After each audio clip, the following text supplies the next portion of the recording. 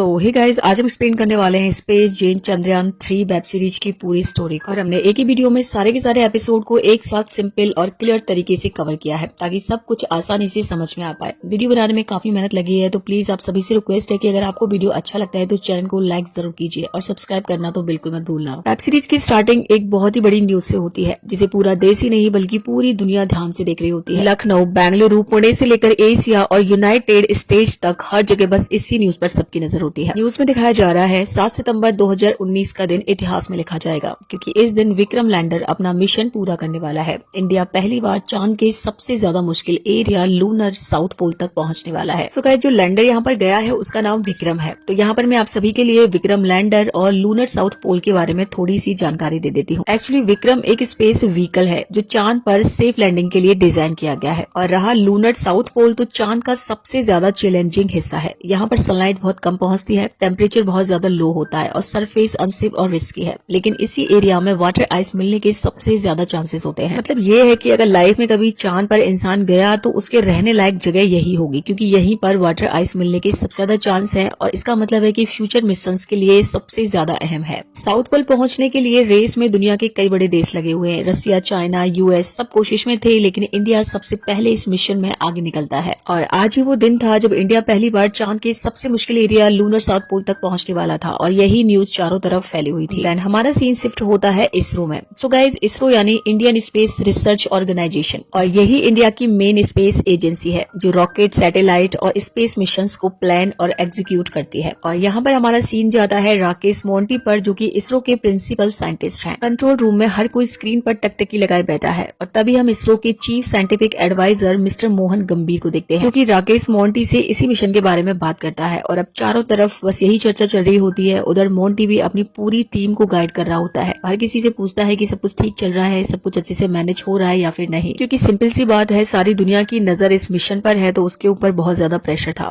खैर, हमारा scene shift होता है यामिनी मुदालिद पर, जो कि इसकी प्रोजेक्ट डायरेक्टर है। सो गाइस, प्रोजेक्ट डायरेक्टर वो होती है जो पूरे मिशन की टीम और काम को मैनेज करती है। अगर कुछ गलती होने की संभावना हो तो उसे पहले आइडेंटिफाई करके सॉल्व करना उसकी का काम है। और अब नेविगेशन सिस्टम और अर्जुन वर्मा पर सीन फोकस करता है। अर्जुन वर्मा जो नेविगेशन सिस्टम के इंचार्ज है। सो गाइस, यहाँ पे मैं आपको नेविगेशन सिस्टम के बारे में भी थोड़ा सा बता देती हूँ। नेविगेशन सिस्टम मिशन का जीपीएस है जो रॉकेट को सही दिशा और लोकेशन बताता है। अर्जुन की नजर लगातार कंप्यूटर स्क्रीन पर टिकी रहती है। लॉन्च से पहले जो पूरी दुनिया इस मिशन पर टकटकी लगाए देख रही है, वहीं पर वो थोड़ा सा नर्वस है। और अब अर्जुन को पता चलता है कि अदर कंट्रीज के हैकर्स विक्रम को हैक करने की कोशिश कर रहे हैं, लेकिन जैसे तैसे करके वो विक्रम पे कंट्रोल पा लेता है और काफी ज्यादा खुश हो जाता है। और अब यहाँ पर इन लोगों की स्टेज फर्स्ट कंप्लीट हो जाती है। कंट्रोल रूम में हल्की राहत और खुशी का माहौल फैल जाता है। तो स्टेज फर्स्ट का मतलब होता है रॉकेट का पहला हिस्सा जो इसे लॉन्च के बाद सही डायरेक्शन और स्पीड देता है। स्टेज फर्स्ट कंप्लीट होने का मतलब है रॉकेट ने सक्सेसफुली अपना फेज पार कर लिया है और अब इसका अगला स्टेज स्टार्ट होता है जिसका काम है मून की तरफ फाइनल ट्रेजेक्टरी को ले जाना। थोड़ी देर के बाद स्क्रीन पर दिखता है कि स्टेज 2 भी कंप्लीट हो जाती है। कंट्रोल रूम में टीम हल्की राहत महसूस करती है, लेकिन सभी जानते हैं कि अभी सबसे मुश्किल फेज बाकी है, यानी कि फाइनल लैंडिंग स्टेज 3। और अब स्टेज 2 के कंप्लीट होने पे चारों तरफ सभी लोग बेहद खुश हो जाते हैं। कंट्रोल रूम में उत्साह का माहौल था। टीम एक दूसरे को कांग्रेचुलेट कर रही थी और दुनिया के हर स्क्रीन पर यही खुशी झलक रही थी। और अब फाइनली स्टेज 3 स्टार्ट हो जाता है। So guys, stage 3 final phase होता है जहाँ पर लैंडर अपने ऑर्बिटल स्पीड को कंट्रोल करके सेफली लैंड करने की तैयारी करता है। और यह बहुत ज्यादा सेंसिटिव होता है क्योंकि यहाँ सबसे मुश्किल हिस्सा आता है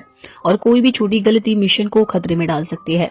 और अब यहाँ पर कंट्रोल टीम में सभी स्क्रीन पर नजर टिकाए बैठे हैं। सबकी हार्ट बीट जैसे रुक गई है क्योंकि यहाँ पर अचानक सबको पता चलता है कि उनका विक्रम से कनेक्शन टूट गया है और स्क्रीन पर कोई अपडेट नहीं आ रही है। और इसका सीधा मतलब है कि विक्रम अंतरिक्ष में कहीं खो गया है और स्क्रीन पर कोई भी सिग्नल नहीं है और न ही कोई अपडेट है। कंट्रोल रूम में पूरी तरह टेंस और डर का माहौल हो जाता है। हर कोई समझ नहीं पा रहा था कि विक्रम कहाँ पर है। और मीडिया के थ्रू ये सारी बात हर जगह फैल जाती है और यहाँ पर सभी लोग अर्जुन को ब्लेम ज्यादा करते हैं क्योंकि वही नेविगेशन सिस्टम का इंचार्ज था और कंप्यूटर स्क्रीन मॉनिटर कर रहा था। इसी टाइम हम अर्जुन को देख पाते हैं जो बहुत ही ज्यादा मायूस और हताश होता है और इसी के साथ हमें एक फ्लैशबैक दिखाया जाता है जहाँ हमें पता चलता है कि अर्जुन के पिता आर्मी में मेजर थे और वो देश की सेवा में लगे हुए थे और युद्ध के दौरान शहीद हो गए थे। एंड उसके पिता उसे बचपन से ही साइंटिस्ट बनने के लिए प्रोत्साहित करते रहते थे। वो कहते थे युद्ध सिर्फ आर्मी का नहीं होता, स्पेस में भी युद्ध होता है जहाँ पर इंडिया का जीतना बेहद जरूरी है। और वो दिल से चाहते थे कि उनका बेटा बड़ा होकर एक बहुत ही सफल साइंटिस्ट बने और वो साइंस के द्वारा दुश्मन से लड़े। खैर इसी के साथ कहानी प्रेजेंट में आ जाती है जहाँ पर हम मोंटी सर को देखते हैं जो पूरी टीम की क्लास लेते हैं और अब वो पूरी टीम पर दबाव बनाते हैं कि विक्रम को ढूंढो, चाहे कुछ भी करना पड़े, कैसे भी करके ढूंढो, वो स्पेस में कहाँ है पता लगाओ। एंड यहाँ हमें पता चलता है कि इन लोग के पास सिर्फ 14 दिन है विक्रम को ढूंढने के लिए, क्योंकि इसके बाद मून का टेम्परेचर बहुत कम हो जाएगा और विक्रम वहाँ पर काम नहीं कर पाएगा, क्योंकि विक्रम को लो टेम्परेचर के लिए डिजाइन नहीं किया गया था और इसीलिए जल्दी से जल्दी उससे उन लोगों को ढूंढना जरूरी है। और अगर इन 14 दिनों के अंदर ये विक्रम को नहीं ढूंढ पाते हैं तो सीधा मतलब है इनका मिशन पूरी तरीके से फेल हो जाएगा। और अब यहाँ पर इनकी पूरी टीम मिशन पर लग जाती है, लैंडर से संपर्क बनाने की कोशिश करती है और अब ये सभी लोग कोशिश कर ही रहे होते हैं तभी अर्जुन के दिमाग में एक चीज आती है। वो यहाँ पर सबको बताता है कि विक्रम की शाइनी गोल्डन फॉइल जो उसे स्पेस में टेम्परेचर से बचा रही है, हम उसके थ्रू उससे कांटेक्ट कर सकते हैं। और फिर वो अपने काम पे लग जाता है और सारी टीम उसकी हेल्प करती है और फाइनली इन लोगों को विक्रम की लोकेशन मिल जाती है। इसका सीधा मतलब था कि इन लोगों के पास जो 14 दिन थे उनमें से सिर्फ एक ही दिन बचा था इन लोगों के पास, लेकिन उससे पहले ही इन्होंने आखिरकार विक्रम को ढूंढ लिया था और टीम में राहत और खुशी का माहौल था और चारों तरफ अब तालियां बजना स्टार्ट हो जाती है। खैर इसके बाद एक प्रेस कॉन्फ्रेंस को दिखाया जाता है जिसे मोंटी सर ने बुलाया था, क्योंकि उनसे सभी लोग बहुत सारे क्वेश्चंस कर रहे थे और अब सभी लोगों के लिए वो खुशी से जवाब देते हैं कि उनको विक्रम का पता चल चुका है। और अब सभी टीवी कैमरे, पत्रकार और मीडिया सभी ये सुनकर राहत महसूस करते हैं। तभी अचानक सारी मीडिया के फोन पर एक मैसेज आता है और इस मैसेज के थ्रू ये पता चलता है कि ये लोग जिसे विक्रम समझ रहे थे वो सिर्फ उसका एक टुकड़ा था। यानी इसका सीधा मतलब है कि विक्रम स्पेस में क्रैश हो चुका है और ये सुनकर सभी लोग शॉक और एकदम से दुखी हो जाते हैं। और तभी इन लोगों को न्यूज के जरिए पता चलता है, चैतन्य के कॉलेज स्टूडेंट सच्चिदानंद ने नासा की इमेज चेक करके ये रिवील किया है कि विक्रम असली नहीं था, वो सिर्फ उसका एक टुकड़ा था। और अब ये बात चारों तरफ फैल जाती है, इससे इसरो पर इंटरनेशनल प्रेशर आता है। तो यहाँ पर मोंटी सर गुस्से में आ जाते हैं और वो डिसाइड करते हैं कि जो भी इसका जिम्मेदार है उसे ढूंढा जाएगा और वो इसका इन्वेस्टिगेशन डॉक्टर रमैया को दे देते हैं। तो गाइस मैं आप सभी के लिए यहाँ पर डॉक्टर रमैया का इंट्रोडक्शन दे देती हूँ। वो इसरो के सबसे ज्यादा सीनियर और एक्सपीरियंस्ड साइंटिस्ट माने जाते हैं। उन्होंने सालों तक भारत के कई स्पेस मिशन पर काम किया है। यहाँ पर मोंटी सर सारी जिम्मेदारी डॉक्टर रमैया को दे देते हैं एंड वो कहते हैं कि आप इन्वेस्टिगेशन करो किसकी कमी की वजह से ये मिशन फेल हुआ है, जिसकी वजह से भी ये हुआ है, चाहे वो अंदर का हो या फिर बाहर का, उससे सवाल किए जाएंगे और कड़ी सजा दी जाएगी। और इसी के साथ एपिसोड 1 यहीं पर खत्म हो जाता है। अब होती है स्टार्टिंग एपिसोड 2 की, जहाँ पर हमें स्टार्टिंग में डॉक्टर रमैया को दिखाया जाता है जो कि इन्वेस्टिगेशन कर रहे होते हैं। वो पूरी टीम से पूछताछ स्टार्ट कर देते हैं और हर एक मेंबर से उनके सीन और एक्टिविटी के बारे में डिटेल्स लेते हैं। डॉक्टर रमैया टीम से पूछताछ करने के बाद अर्जुन पर ब्लेम कर देते हैं, कहते हैं कि ये सब तुम्हारी अनरिस्पॉन्सिबिलिटी की वजह से हुआ है। अर्जुन इस बात से बहुत ज्यादा हर्ट हो जाता है और बिना कुछ बोले ऑफिस से बाहर निकल जाता है। देन हमारा सीन शिफ्ट होता है एक सैटेलाइट पर और ये सैटेलाइट अमेरिका का होता है जो किसी वजह से टेक्निकल फेलियर की वजह से या फिर कह सकते हैं एक्सटर्नल वजह से फट गया था, यानी टूट गया था। और अब उसके पार्ट्स यानी कि डेब्री बोलते हैं टुकड़ों को, वो पूरे स्पेस में घूम रहे थे। गाइस यहाँ मैं आप सभी के लिए बता दूं ये डेब्री काफी ज्यादा खतरनाक होते हैं, क्योंकि अगर कोई दूसरा सैटेलाइट या स्पेस क्राफ्ट उस टुकड़े से टकरा गया तो उसको बड़ा ही नुकसान भुगतना पड़ता है। और इसीलिए अमेरिका सारी की सारी स्पेस एजेंसियों को अलर्ट कर देता है और अब सभी एजेंसियां अपने अपने सैटेलाइट को बचाने की कोशिश करती हैं। और अब जैसे इन्फॉर्मेशन इंडिया को मिलती है अर्जुन को तुरंत इसरो बुलाया जाता है। अब सारी टीम के साथ अर्जुन तुरंत वहां पर पहुंचता है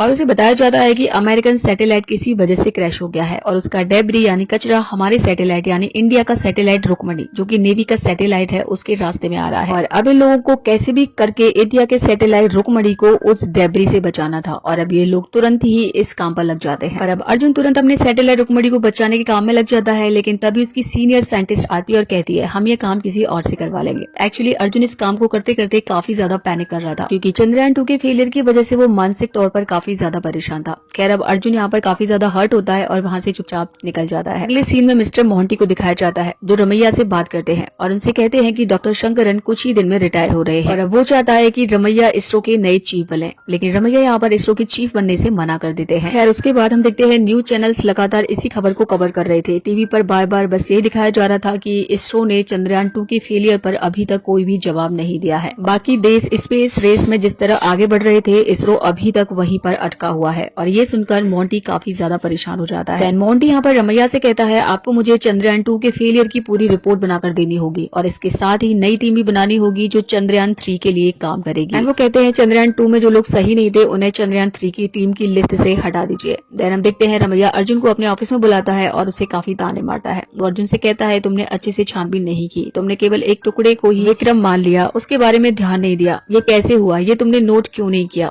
अर्जुन को इस तरह काफी डांट पड़ती है। रमैया काफी सख्त और सीधे तरीके से उसे समझाते हैं एंड वो उससे कहते हैं ये साइंस है, साइंस होप से नहीं बल्कि फैक्ट से चलता है। अब इसकी वजह से अर्जुन मानसिक रूप से काफी डिप्रेशन में आ जाता है। देन अर्जुन के पास एक मैसेज आता है। दरअसल जिस नेवी वाले सैटेलाइट रुक्मणी को बचाने के लिए पहले दूसरा साइंटिस्ट टीम में लगाया गया था, वो ये काम पूरा नहीं कर पाया और अब मजबूरी में टीम को दोबारा अर्जुन को बुलाना पड़ता है ताकि वही इस काम को संभाले और डेब्री से सैटेलाइट को बचा सके। और अब अर्जुन गहरी सांस लेता है और लगातार कंप्यूटर स्क्रीन के सामने पूरी टीम के साथ काम करना स्टार्ट कर देता है। काफी मेहनत और फोकस के बाद फाइनली वो इंडिया का सैटेलाइट रुक्मणी को उस खतरनाक डेब्री से बचा लेता है और इस सफलता के बाद सारी टीम उसके लिए क्लैपिंग करती है। सीन जाता है डॉक्टर रमैया के ऑफिस में, जहाँ पर वो चंद्रयान 3 के लिए नई टीम की लिस्ट बना रहे होते हैं और इस लिस्ट में से वो अर्जुन का नाम हटा देते हैं। देन वो इस फाइल को यामिनी के ऑफिस में उसकी टेबल पर रखकर चले जाते हैं। उधर अर्जुन उस सैटेलाइट रुक्मणी को बचाने वाली फाइल रखने यामिनी के ऑफिस जाता है, जहाँ उसे चंद्रयान 3 की टीम की फाइल मिल जाती है और जैसे वो इसे देखता है तो उसमें उसका नाम नहीं था और ये देखकर अर्जुन बहुत ज्यादा उदास और डिप्रेशन में चला जाता है। इसके बाद यामिनी रमैया से मिलती है और उन्हें समझाने की कोशिश करती है। वो कहती है कि अर्जुन बहुत अच्छा साइंटिस्ट है, उसे लिस्ट से निकालना सही नहीं था, पर रमैया यामिनी सी बात पर कोई भी रिएक्शन नहीं देता और माहौल साइलेंस में बना रहता है। इसके बाद रमैया अपने ऑफिस लौटता है और चंद्रयान 3 की टीम की लिस्ट में दोबारा अर्जुन का नाम डाल देता है और फिर वो मॉन्टी को कॉल करता है और कहता है मैं इसरो का चीफ बनने के लिए तैयार हूँ, लेकिन मेरी टीम नहीं बदलेगी। जो चंद्रयान 2 में थी वही चंद्रयान 3 में रहेगी और इसी बेस पर मैं चीफ बनने के लिए रेडी हूँ। दूसरी तरफ यामिनी के फोन पर एक मैसेज आता है और ये मैसेज अर्जुन का होता है। एक्चुअली वो इसरो से रिजाइन कर रहा था और यही सब उसने मैसेज में लिखकर उसे भेजा था और अब माहौल अचानक बदल जाता है। टीवी और न्यूज चैनलों के जरिए सबको पता चलता है कि रूस ने लूना 25 मिशन की घोषणा कर दी है। सो गाइस, लूना 25 रूस का मून मिशन है जिसका मकसद चांद के साउथ पोल पर लैंड करना है। न्यूज में खबर चल रही होती है कि स्पेस रेस फिर से तेज हो चुकी है और अब अगर इंडिया पीछे रहा तो चांद पर अगला बड़ा कदम कोई और देश उठा लेगा। न्यूज में क्लियर था कि सभी कंट्रीज ने अपने मून मिशन की लॉन्च डेट फिक्स कर ली थी सिवाय भारत के और इसी वजह से इंडिया में न्यूज चैनल्स और सोशल मीडिया पर बस यही ट्रेंड कर रहा था कि भारत का अगला मून मिशन कब रेडी होगा, यानी कि चंद्रयान 3। और इसी टेंशन और सवालों के साथ एपिसोड 2 यहीं पर खत्म हो जाता है और अब स्टार्टिंग होती है एपिसोड 3 की। स्टार्टिंग में हमको चंद्रयान 3 के सिमुलेशन टेस्ट डे को दिखाया जाता है। सो गाइस, सिमुलेशन का मतलब होता है रियल लॉन्च से पहले कंप्यूटर और कंट्रोल रूम में पूरे मिशन को पहले से ही चलाकर देखा जाता है, यानी यहाँ पर पूरा प्रोसेस देखा जाता है। लैंडिंग, स्पीड, फ्यूल, सिग्नल सब कुछ ऐसे टेस्ट किए जाते हैं जैसे सैटेलाइट सच में चांद पर जा रहा हो और इस टेस्ट का मकसद यही होता है कि लॉन्च से पहले हर गलती पकड़ ली जाए ताकि असली मिशन में कोई भी रिस्क ना रहे। एंड मोंटी यहाँ पर सबसे कहता है अगर हमारा सिमुलेशन टेस्ट क्लियर हो जाता है तो उसके बाद वो फाइनेंस मिनिस्टर से फंड को लेकर बात करेगा और इन्हें केवल 70 करोड़ तक का फंड मिल सकता था चंद्रयान 3 के लिए। देन सिमुलेशन टेस्ट को स्टार्ट कर दिया जाता है। सभी लोगों की नजरें कंप्यूटर स्क्रीन पर टिक जाती है। हर कोई बस यही चाहता था कि किसी भी तरह ये सिमुलेशन सक्सेसफुली कंप्लीट हो जाए, लेकिन ये सिमुलेशन फेल हो जाता है। कंट्रोल रूम में अचानक सन्नाटा छा जाता है और अब समझ जाते हैं कि चंद्रयान 3 के लिए रास्ता अभी भी आसान नहीं है। यामिनी सबको बताती है चंद्रयान 2 के फेलियर के बाद जो चेंजेस किए गए थे उनकी वजह से चंद्रयान 3 का वेट काफी बढ़ गया है और इसी बढ़े हुए वेट की वजह से सिमुलेशन ठीक से कंप्लीट नहीं हो पा रहा है और बार बार टेक्निकल दिक्कतें आ रही हैं। और अब मोंटी इस बात पर काफी ज्यादा पैनिक हो जाते हैं। वो सबको सुनाते हुए कहते हैं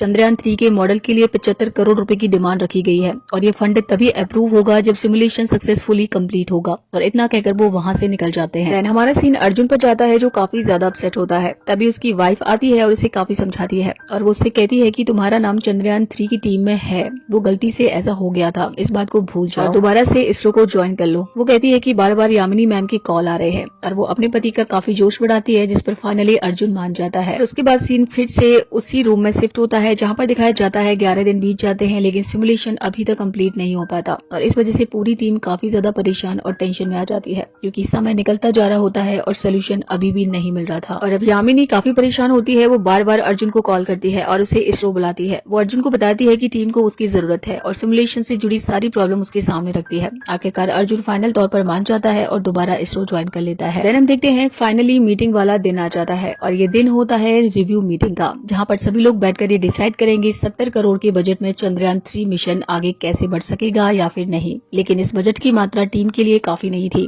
और इसलिए चंद्रयान 3 की टीम से प्रज्ञान ग्रोवर को हटाने का डिसाइड किया जाता है। तो गाइस, मैं आप सभी के लिए थोड़ा सा प्रज्ञान ग्रोवर के बारे में बता देना चाहती हूँ। एक्चुअली ये सभी लोग चंद्रयान 3 से प्रज्ञान ग्रोवर को नहीं हटाना हटाना चाहते थे क्योंकि ये लैंडर मॉड्यूल का हिस्सा है जो चंद्रमा पर सुरक्षित लैंडिंग के लिए बनाया गया है। इसका काम है डेटा कलेक्ट करना, जैसे चंद्रमा की मिट्टी, पानी के रिसोर्सेज और मिनरल्स, और ये सैटेलाइट और कंट्रोल रूम के बीच कम्युनिकेशन भी संभालता है। लेकिन इसे हटाने से इनका बजट कंप्लीट हो रहा था और चंद्रयान 3 में 600 किलो वजन भी कम हो रहा था, इसलिए न चाहते हुए भी इन्हें ये सब करना पड़ रहा था। लेकिन तभी यहाँ पर यामिनी आ जाती है और टीम को वहीं पर रोक देती है। वो कहती है प्रज्ञान ग्रोवर को हटाने की कोई जरूरत नहीं है, हम 5 इंजन की जगह केवल 4 इंजन यूज करेंगे और 1 इंजन हटा देंगे, जिससे लगभग 500 किलो वजन कम हो जाएगा। लेकिन अभी भी वजन काफी ज्यादा था। तभी यहाँ पर अर्जुन आता है और वो कहता है हम चंद्रयान 3 का डिजाइन ही चेंज कर देंगे। और वो टीम के सामने एक नया रॉकेट डिजाइन पेश करता है जो बाकी देशों के मिशन में इस्तेमाल हो रहा था। मॉडल और डिजाइन चेंज करने से उसका वजन ऑलरेडी काफी ज्यादा कम हो रहा था और अब ये स्मार्ट प्लान सबको काफी पसंद आता है। अब यहाँ पर इनका डिस्कशन कंप्लीट हो जाता है। देन हम रमैया को देखते हैं जो जोश और विश्वास के साथ कहता है मेरी टीम दुनिया की सबसे बेहतरीन साइंटिस्ट टीम है, ये हर डिस्कवरी पर भरोसा करती है और उसे हासिल भी कर सकती है। और यहाँ पर सभी लोग क्लैपिंग करते हैं कि अब उन्होंने 70 करोड़ के बजट में चंद्रयान 3 को कंप्लीट कर लिया था। देन तभी यहाँ पर न्यूज में दिखाया जाता है कि कोरोना फैल चुका है और इसी के चलते लॉकडाउन लग चुका है और अब माहौल एकदम सीरियस और टेंशन से भर जाता है और अब इसरो का ऑफिस लॉकडाउन और कोरोना के चलते क्लोज कर दिया जाता है और इसी के साथ एपिसोड 3 यहीं पर खत्म हो जाता है। और अब स्टार्टिंग होती है एपिसोड 4 की। एपिसोड 4 की स्टार्टिंग में दिखाया जाता है कोरोना के चलते इंटरनेशनल शिपिंग बंद हो चुकी है। इसरो ऑफिस में सन्नाटा छाया हुआ है, इसरो पर ताला लगा हुआ है और वहाँ पर कोई भी नजर नहीं आता। पर देन हम देखते हैं इसरो की सीढ़ियों पर बैठकर यामिनी और रमैया आपस में बात करते हैं। रमैया यामिनी से कहता है कि कोरोना के चलते कोई भी कंट्री हमें चंद्रयान 3 के पार्ट्स को सप्लाई देने के लिए तैयार नहीं है। सो गाइस, यहाँ मैं आप सभी के लिए बता दूं, अब तक जितने भी स्पेस मिशन हुए थे उन सब में विदेशी पार्ट्सों का इस्तेमाल किया गया था। बहुत से पार्ट्स ऐसे थे जो इंडिया में बनते ही नहीं थे और उन्हें अदर कंट्री से मंगवाया जाता था, लेकिन अब कोरोना के चलते वो पार्ट देने के लिए मना कर देते हैं। और अब यामिनी रमैया से कहती है रशिया ऑलरेडी अपने लूना मिशन पर काम कर रहा है और हम लोग यहाँ हाथ पे हाथ रखे बैठे हैं। देन इसके बाद रमैया मोहन जी से मिलने उनकी ऑफिस में जाता है और अब मोहन जी कहते हैं जब तक इंटरनेशनल रूट्स नहीं खुलेंगे कोई भी देश हमें पार्ट देने के लिए रेडी नहीं है। यहाँ पर यामिनी कहती है कि हम दूसरे देशों से पार्ट्स क्यों मंगवाएं, मेक इन इंडिया। इस पर मोंटी कहते हैं कि अगर हम सब कुछ बना पाते तो अब तक बना लिए होते। जिस पर रमैया कहता है कुछ महीनों के बाद हमारा एक GSLV रॉकेट लॉन्च है और हम उस रॉकेट के लिए हमेशा से कुछ पार्ट्स बाहर के देशों से मंगवाते हैं, लेकिन इस बार अपने ही बनाए हुए पार्ट्स को यूज करके ट्राई करेंगे। एंड वो आगे कहते हैं जो भी इंडस्ट्री हमें GSLV रॉकेट के पार्ट्स बनाकर देगी और अगर वो काम कर जाते हैं तो हम फिर उन्हीं से चंद्रयान 3 के लिए भी पार्ट्स बनवाने के बारे में सोच सकते हैं। और अब फिर क्या था, मोहंती और रमैया इंडियन सप्लायर्स के पास जगह जगह जाते हैं, लेकिन कोई भी इंडियन सप्लायर पार्ट्स बनाने के लिए रेडी नहीं होता क्योंकि पार्ट्स बहुत महंगे थे और बजट में बनाना मुश्किल था। वहीं दूसरी तरफ हम देखते हैं इसरो ऑफिस भी ओपन हो जाता है और कोरोना नियमों का पालन करते हुए सभी लोग अपना काम स्टार्ट कर देते हैं। और अब अर्जुन अपनी टेबल पर बैठकर लैंडिंग प्रोग्राम टेस्ट कर रहा था, लेकिन हर बार उसका प्रोग्राम फेल हो जाता है। तो गाइस, यहाँ पर थोड़ा सा लैंडिंग प्रोग्राम के बारे में मैं आप सभी के लिए बताती हूँ। लैंडिंग प्रोग्राम एक कंप्यूटर सॉफ्टवेयर और कंट्रोल सिस्टम होता है जो सैटेलाइट या लैंडर को चंद्रमा पर सुरक्षित उतारने के लिए डिजाइन किया जाता है। ये हर चीज को कंट्रोल करता है। अगर सरल शब्दों में मैं कहूँ तो लैंडर का स्मार्ट ब्रेन जो चंद्रमा पर उतारने की हर छोटी बड़ी डिटेल खुद संभालता है। चलिए अब आते हैं अपनी स्टोरी लाइन पर। यहाँ पर अर्जुन बार बार ट्राई करता है लेकिन उसको सफलता नहीं मिलती, जिसकी वजह से अर्जुन काफी ज्यादा परेशान हो जाता है। तो फिर उसे एक आइडिया आता है। जिस जगह पर वो चंद्रयान 3 को उतार रहा था उस सर्कल का डायमीटर बढ़ा देता है और इस बार सिमुलेशन क्लियर हो जाता है और अर्जुन और बाकी टीम बहुत ज्यादा खुश हो जाती है। और अब यहाँ पर ये सभी लोग यही सोचते हैं कि ऐसा उन्होंने चंद्रयान 2 के टाइम पर क्यों नहीं किया। और वहीं दूसरी तरफ मोंटी और रमैया पूरे देश में हर स्टेट में घूमने के बाद फाइनली उन्हें एक बिजनेसमैन मिलता है जो पार्ट्स बनाकर देने के लिए रेडी हो जाता है। और इस बिजनेसमैन का नाम होता है आकाश भूटानी, जो फाउंडर ऑफ CEO है कंपनी स्पेस बार के। और ऐसे ही मेहनत करते करते काफी दिन बीत जाते हैं तो फाइनली वो दिन आ जाता है जब GSLV रॉकेट को लॉन्च किया जा रहा था और इसके अंदर भारत द्वारा बनाए गए पार्ट्स का यूज किया जा रहा था। 75वें स्वतंत्रता दिवस के मौके पर इसरो बेस देश को एक बड़ा तोहफा दे रहा था। इसरो अंतरिक्ष में अब तक का सबसे बड़ा और ताकतवर सैटेलाइट COS भी भेज रहा था और ये लॉन्च हो रहा था श्रीहरिकोटा से। सभी लोग बहुत खुश और उत्साहित थे और अगस्त 2021 को फाइनली रॉकेट लॉन्च किया जाता है। सभी की नजरें रॉकेट और न्यूज चैनलों पर टिकी हुई थी। पूरा देश बेसब्री से इंतजार कर रहा था कि रॉकेट सफलतापूर्वक लॉन्च हो जाए। बच्चे, बुजुर्ग और हर नागरिक इस ऐतिहासिक पल को देखने के लिए एक साथ थे। सो गाइज, मैं आप लोगों के लिए सच बता रही हूँ, जब आप इस वेब सीरीज को देखोगे और ये वाली सीन आप देखोगे ना, तो सच में आप भी एक्साइटेड हो जाओगे। खैर, यहाँ पर फाइनली रॉकेट को लॉन्च कर दिया जाता है और सभी लोग बेहद खुश और उत्साहित हो जाते हैं। चारों तरफ तालियां गूंज उठती हैं, लेकिन थोड़ी ही देर में सभी की खुशी धीरे धीरे दुख में बदल जाती है, क्योंकि थोड़ी दूर जाने के बाद रॉकेट में विस्फोट हो जाता है और इस हादसे में सभी की उम्मीदें धरी की धरी रह जाती है। हम देखते हैं सारी मीडिया इसरो के पीछे पड़ जाती है। उनका कहना था कि अगर हम भारत में GSLV रॉकेट खुद नहीं बना पा रहे हैं तो चांद पर कैसे पहुंच सकते हैं। और अब बिजनेसमैन आकाश भूटानी मीडिया के सामने कहता है, इतने कम बजट में इतने अच्छे पार्ट्स हम कहां से बना सकते हैं, और वो सारा ब्लेम इसरो पर डाल देता है। लेकिन इसरो को बचाता है मोहंती, और यहाँ पर मोहंती पूरे मीडिया के सामने पूरे जोश में बताता है। वो कहता है, जब भी हमारे देश को इसरो की जरूरत पड़ी है, हम हमेशा उनके साथ खड़े रहे हैं। कोरोना के टाइम में 11 टन लिक्विड ऑक्सीजन सप्लाई की है। वायरस का स्प्रेड ट्रैक करना हो या क्वारंटीन जोन मैनेज करना हो, सरकार ने इसरो के बनाए हुए निरोग सेकु ऐप का इस्तेमाल किया। इसलिए इसरो का सक्सेस पैरामीटर केवल सफल लॉन्च की संख्या से नहीं है, बल्कि बचाई गई जिंदगियों की संख्या से तय होता है। वो कहता है, इसरो का मुकाबला दुनिया में कोई नहीं कर सकता।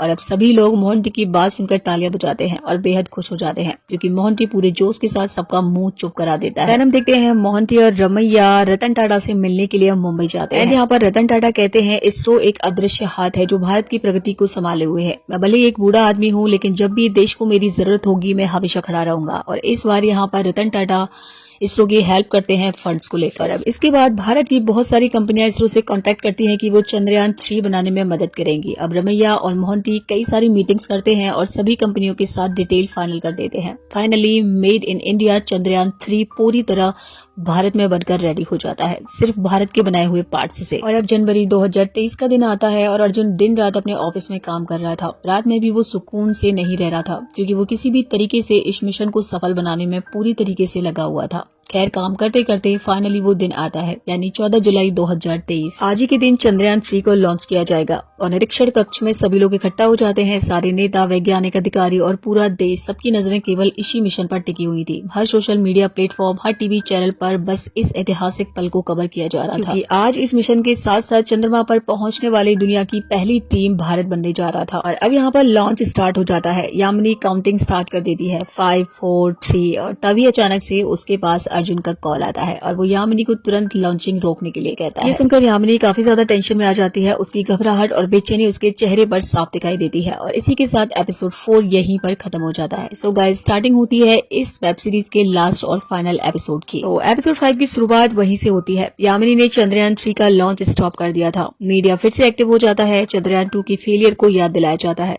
कहा जाता है कि अब चंद्रयान 3 का मौका भी निकल गया और शायद चंद्रमा पर सबसे पहले पहुंचने की रेस में भारत पीछे रह जाएगा। असल में अर्जुन ने ये लॉन्च इसलिए रुकवाया था क्योंकि चंद्रयान 3 के रास्ते में पहले जो टूटा हुआ सैटेलाइट था उसका डेब्रिज फ्लाइट पाथ में आ रहा था। अगर लॉन्च होता तो मिशन रिस्क में चला जाता, लेकिन कुछ ही सेकंड्स में डेब्रिज क्लियर हो जाता है और कंट्रोल रूम में राहत की सांस ली जाती है। सभी लोग खुश हो जाते हैं और फिर यामिनी दोबारा लॉन्च स्टार्ट कर देती है और इस बार रॉकेट सक्सेसफुली उड़ता है। चारों तरफ तालियां गूंजती हैं, लोग बेहद खुश होते हैं। ये भारत के लिए एक ऐतिहासिक पल बन जाता है। हर भारतीय की आंखों में गर्व और चेहरे पर मुस्कान होती है। और अब सीन शिफ्ट होता है चंद्रयान 3 पर, जो पिछले 14 दिनों में स्पेस में सफर कर चुका है और अब मिशन में सबसे ज्यादा क्रिटिकल फेज है लैंडिंग फेज। यहाँ पर सब लोग वेट करते हैं 23 अगस्त के दिन का, क्योंकि इसी दिन चंद्रयान 3 फाइनली लैंड करने वाला था चंद्रमा पर। देन हमारा सीन शिफ्ट होता है मोंटी पर। उसके लिए प्राइम मिनिस्टर का कॉल आता है। प्रधानमंत्री उसे बताते हैं रूस कल अपना लूना मिशन लॉन्च कर रहा है और वो इंडिया से 2 दिन पहले चंद्रमा पर पहुंच जाएगा। इसका मतलब है कि भारत का फर्स्ट रेस में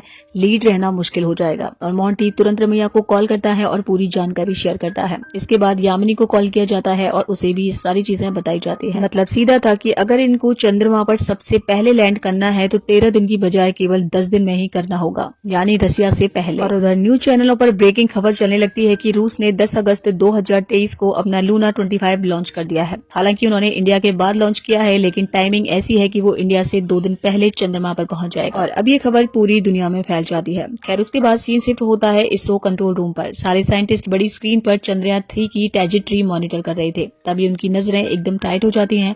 स्क्रीन पर बिल्कुल साफ दिखता है चंद्रयान 3 अपने रास्ते पर है, लेकिन पीछे से रूस का लूना 25 भी उसी ओर बढ़ रहा है। रमैया अर्जुन से कहता है तुम ये कर सकते हो। अर्जुन कहता है आप चाहते हो कि मैं लैंडिंग प्रोग्राम को यहीं से चेंज कर दूं? रमैया जवाब देता है हाँ, ये रिस्की है लेकिन तुम कर सकते हो। फिर पूरी टीम फुल जोश और फोकस के साथ सिमुलेशन रन करने लग जाती है।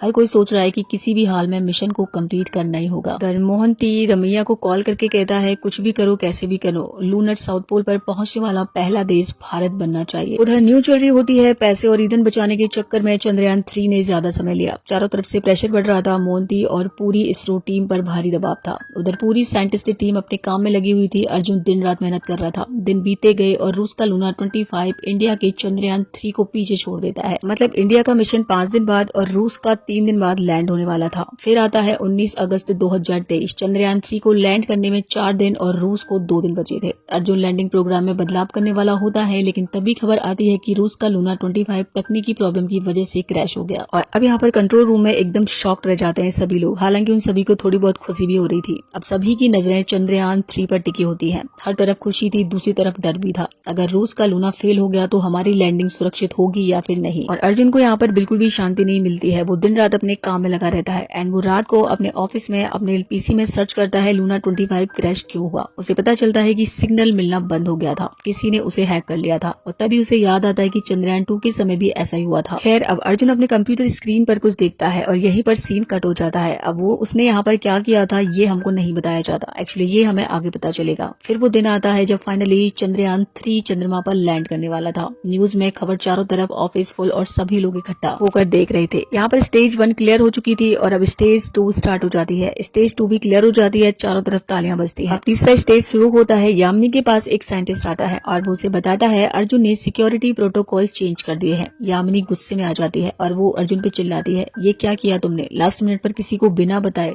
तुमने ऐसा क्यों किया। तभी हमें एक फ्लैशबैक दिखाया जाता है। एक्चुअली उस रात अर्जुन ने कंप्यूटर की स्क्रीन पर यही सब किया था। उसने चुपचाप सब कुछ बदल दिया था और किसी से परमिशन भी नहीं ली थी, जिस पर यामिनी को बहुत गुस्सा आ रहा था। और रमैया यहाँ पर अभी के लिए इस बात को टाल देते हैं। वो कहते हैं इसको बाद में देखेंगे। अब सभी का ध्यान था स्टेज 3 पर और स्टेज 3 भी अब क्लियर हो जाता है। धड़कनें तेज हो गई, काउंटेशन 0 5 4 3 1 0 और ढेर सारी मेहनत और उम्मीद के बाद चंद्रयान 3 साउथ पोल पर सक्सेसफुली लैंड कर जाता है। चारों तरफ क्लैपिंग और जयकारे गूंजने लगते हैं। टीम और देशवासियों के चेहरे पर खुशी और गर्व साफ दिखाई देता है। और फाइनली भारत ऐसा देश बन जाता है जिसने चंद्रमा के साउथ पोल पर सबसे पहले लैंडिंग की और वो भी 100% मेड इन इंडिया, सारे पार्ट्स अपने बनाए हुए। रमैया अर्जुन की पीठ थपथपाते हैं और यामिनी उसे सॉरी बोलती है और इसी के साथ ये वेब सीरीज यहीं पर खत्म हो जाती है। सो गाइस ये वेब सीरीज बहुत ही शानदार है, एक बार जरूर देखिएगा। और आपको ये कैसी लगी आप मुझे कमेंट सेक्शन में जरूर बताइएगा। वीडियो को लाइक और कमेंट और चैनल को सब्सक्राइब जरूर करिएगा। मिलते हैं नई वीडियो में, तब तक के लिए बाय बाय।